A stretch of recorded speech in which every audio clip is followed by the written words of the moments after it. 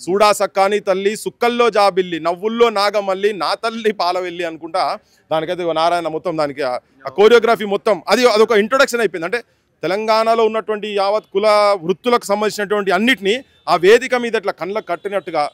చూపించగలిగేటటువంటిది తను చూపించిన తన రాసుడు పాట అందసిన రాసినట్టు పాట. ఇది ఒకటే కాకుండా ఇంకోటి నాకు తన విషయంలో అంటే సాహిత్యంలో నేచర్ మీద నాకు బాగా బాగా ప్రకృతి మీద పాము పడగపై పొదిగినట్టియా పాదముద్రలు ఎవరివో పాడే కోయిలా పాటలోని ఆ పదమధురిమాలెక్కడివో ఇట్లా అంటే నెమలి పించం మీద రంగులు ఎవరు అద్దిండ్రు గుడి గంటలలో ధ్వని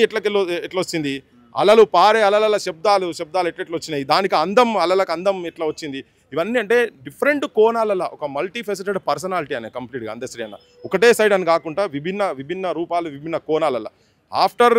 గ్లోబలైజేషన్ తర్వాత ఎట్లయితే చితికిపోయిన తర్వాత మనిషి వ్యక్తిత్వాలు ఎట్లా మారినాయి అనే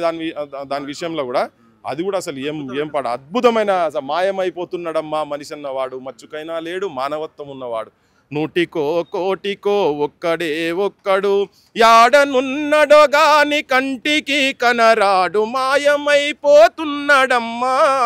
మనిషన్నవాడు ఓ మచ్చుకైనా లేడు చూడు మానవత్వం ఉన్నవాడు. ఇవన్నీ జనం గుండె లోపట ప్రతి ఒక్క పాట తనది ఒకటి ఎక్కువ ఒకటి తక్కువ అని కాకుండా ఏది చూసినా ఒక పరిశోధనాత్మకంగా రాసేటువంటి మనస్తత్వం ఉన్నటువంటి మనిషి ఆయన. తర్వాత ఎక్కడ కూడా సింప్లిసిటీ ఏం అసలు ఆయనకు బడి తెలియదు అక్షరాలు తెలియదు పంతులు తెలియదు ఏం తెలియదు సమాజము ఈ మట్టిలో ఉన్నటువంటి సమస్యలు అందులో తీరుకుంటేనే ఒక మట్టిలో మాణిక్యం అసలు తోడు తన